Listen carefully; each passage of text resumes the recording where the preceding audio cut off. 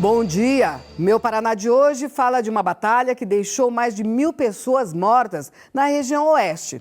Nós vamos a Catanduvas, a pouco mais de 50 quilômetros de Cascavel. E vamos voltar no tempo para as primeiras décadas do século passado, quando a cidade ainda nem tinha sido fundada. Os combates que aconteceram nessa região durante 5 meses mudaram completamente os rumos da nossa história. As montanhas de Catanduvas escondem uma história pouco contada, pouco conhecida. O lugar onde hoje os animais passam tranquilos, no passado foi cenário de conflitos e de mortes. Catanduvas sediou a batalha final de uma revolução esquecida. Em julho de 1924, tenentes do Exército de São Paulo se revoltaram contra o governo do presidente Arthur Bernardes. Chegaram a tomar a sede do governo paulista, mas não ganharam apoio da população.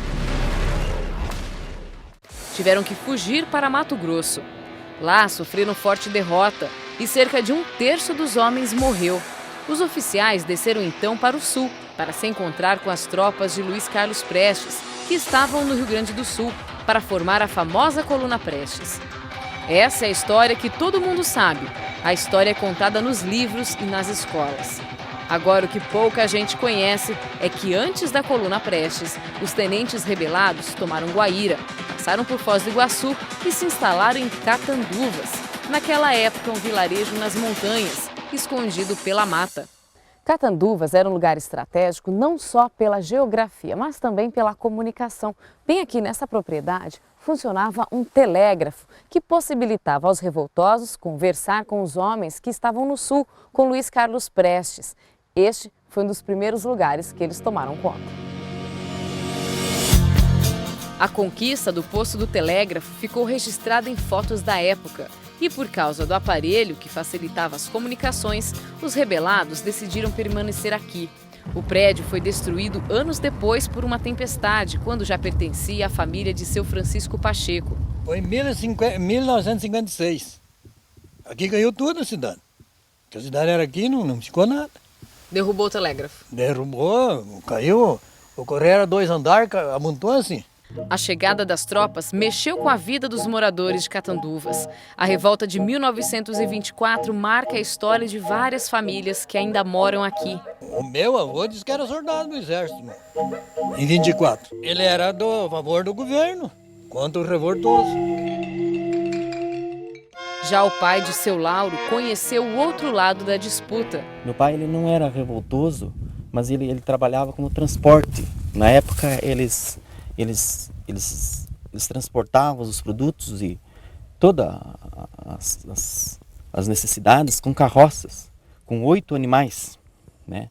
Então meu pai e os meus tios eram carroceiros. Eles pegavam em Garapuava, né? Que só lá tinha a linha do trem, até Garapuava. Então eles pegavam de lá e transportavam até Foz do Iguaçu. Esse trajeto durava talvez mais de um mês. Trazer alimentos, roupas, sal, principalmente é sal, né? Eles foram obrigados, eles recebiam dinheiro, como é que era assim? Não, sem dinheiro. Eles eram obrigados a transportar sem custos nenhum. A família de seu Nivaldo guarda péssimas lembranças daquele tempo. O avô, Teodorico Rodrigues, era dono de terras e de um armazém. Precisou fugir às pressas para não ser morto pelos revoltosos. O armazém ficava bem ali, onde é essa casinha aqui, um pouquinho para cá era o armazém. Aqui, né? Pertinho da estrada, a estrada já era essa. A estrada já, não, a estrada ela passava mais por cima um pouquinho. Era bem pertinho, né? Era bem pertinho, dava uns 5 metros da estrada, nem isso. E o que vendia nesse armazém? Vendia de todos, né? Esses armazenão antigos, né? Vendia seco, molhado e seco, ferramenta. molhado, tecido em metro, tudo, né? Só não vendia na época, era feijão, arroz, essas coisas que o pessoal produzia. Quando a batalha chegou ao fim e o avô de seu Nivaldo pôde voltar para casa, já não havia também mais lavoura. Teodorico Rodrigues chegou a enviar uma carta para o Ministério da Guerra, pedindo reembolso de R$1,50 mil pelas perdas que a Revolução causou dos 7 alqueires de milho da família. Não recebeu nada. Tinha uma fazenda perto do Rio da Ilha ali, que era em torno de 800 alqueires, que era tudo do pai dele, né? Ele teve que vender para conseguir repor os prejuízos, né? Na época a terra não tinha valor, né? Então ele praticamente trocou só pelas dívidas que ficou com a despesa que eles deram, né?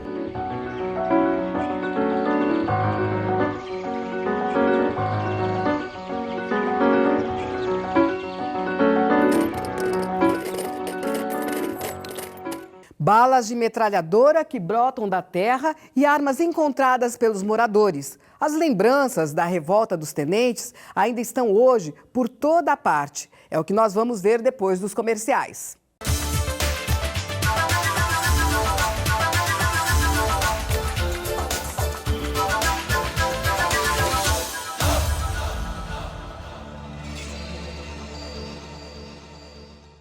Hoje, no Meu Paraná, estamos falando da revolta dos tenentes, que trouxe mudanças profundas no perfil dos colonizadores do oeste do Paraná. Os capítulos finais da revolta, com o cerco dos tenentes em Catanduvas, tiveram momentos dramáticos para os soldados. Os tenentes rebelados chegaram a Catanduvas em novembro de 1924. Ficaram aqui até fim de março de 1925, quando foram derrotados por tropas do governo. Sinais das batalhas podem ser encontrados até hoje nas propriedades rurais. O sítio de Seu Lauro guarda trincheiras daquela época. Aqui nós estamos na parte em que estavam os revoltosos, em 1924, porque eles tomaram Catanduvas e estavam entrincheirados aqui e pretendiam daqui, certamente, seguir a Guarapuava, Ponta Grossa e tomar Curitiba. Daquele outro lado, como nós percebemos, também há trincheira do lado legalista. Lá estava Marechal Cândido Rondon, com seus 17 generais e mais de 4.000 homens à sua disposição. Nas andanças pela propriedade, Seu Lauro já encontrou vários materiais usados pelas tropas, a maioria munição. Esse cartucho aqui já foi detonado, né? E esse aqui, você pode ver que está intacto ainda, que seria, segundo os historiadores, a espoleta dele seria a ponta. Ao ele cair contra o solo, ele detonava. Então esse aqui detonou só a espoleta e as balas estão ainda dentro dele. O tempo todo de olho no chão, nós também fomos surpreendidos. Olha aqui. Achamos. O que é isso aqui, Adelar? Isso é uma bala .40, né, usada na metralhadora. A quantidade e a variedade de peças recolhidas pelos moradores de Catanduvas impressiona. Estribo de cavalo com o brasão da República, misturador de pólvora, fogareiro, baioneta, munição. Tudo isso vai servir para a construção de um memorial. Essa arma foi encontrada na região de Catanduvas. Ela é oriunda daquela Revolução de 1924. E quais são as características dela? Ela é uma Madsen de origem dinamarquesa. Ela é 1904 o modelo, ela tem calibre 7 milímetros. Ela tem um carregador com um dispositivo para 30 tiros.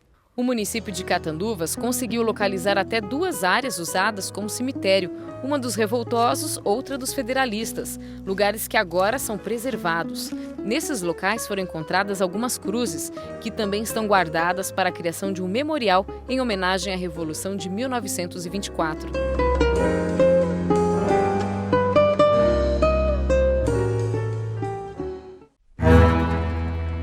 Os tenentes rebelados tomaram conta de Catanduvas para se encontrar com a coluna Prestes.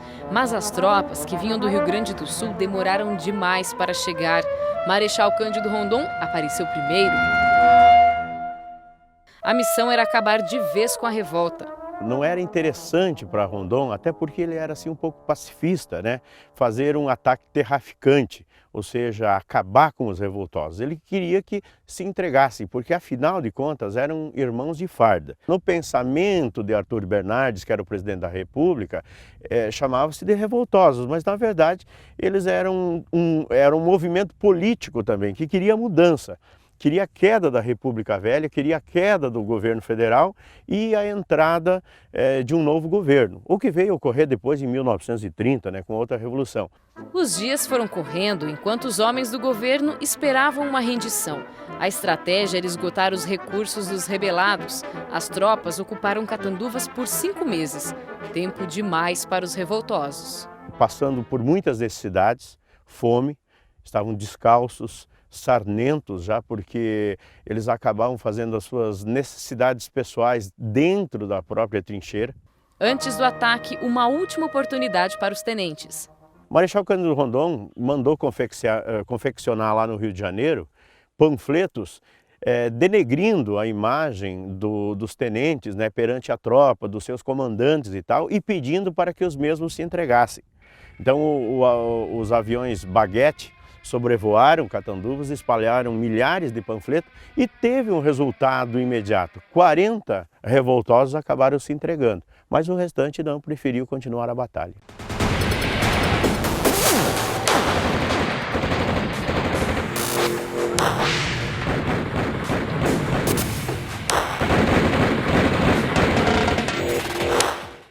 Mas o confronto sangrento foi inevitável. Final de março de 1925, ninguém sabe ao certo quantas pessoas morreram nas batalhas de Catanduvas. Estima-se que mais de 1000.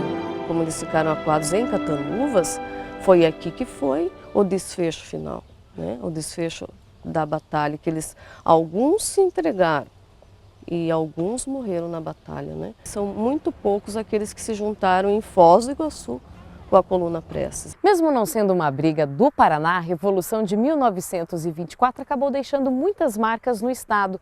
A mais significativa delas também é pouco conhecida. Essas batalhas mudaram a história da colonização do oeste paranaense. Na década de 20, o oeste do Paraná era ocupado pelas chamadas obragens, empresas anglo-argentinas que exploravam a erva mate e a madeira da região. Quase não existiam cidades por aqui. Eram pequenos vilarejos com muitos moradores estrangeiros, principalmente da Argentina e Paraguai.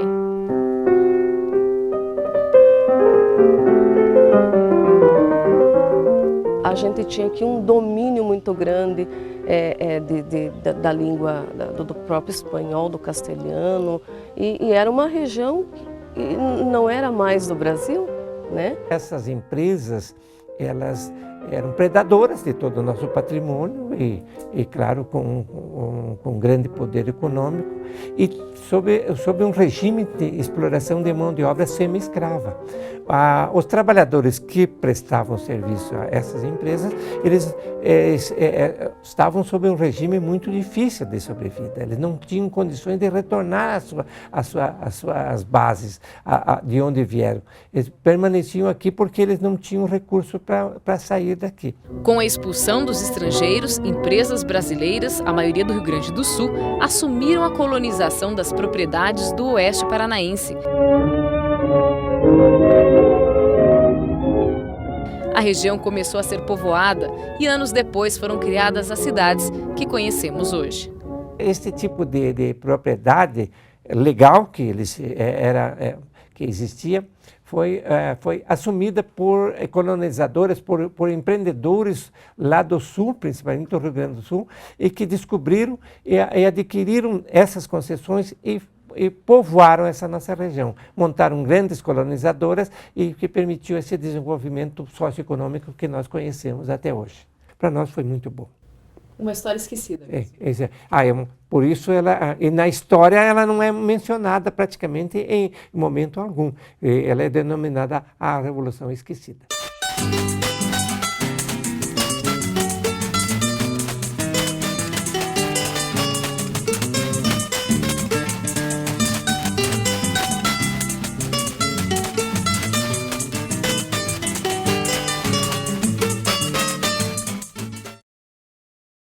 Esta edição do Meu Paraná está chegando ao fim. A partir da semana que vem, o nosso programa começa um pouquinho mais cedo, entre 10 e 5 para o meio-dia. E com mais uma novidade, vamos ter um pouco mais de tempo para contar as nossas histórias.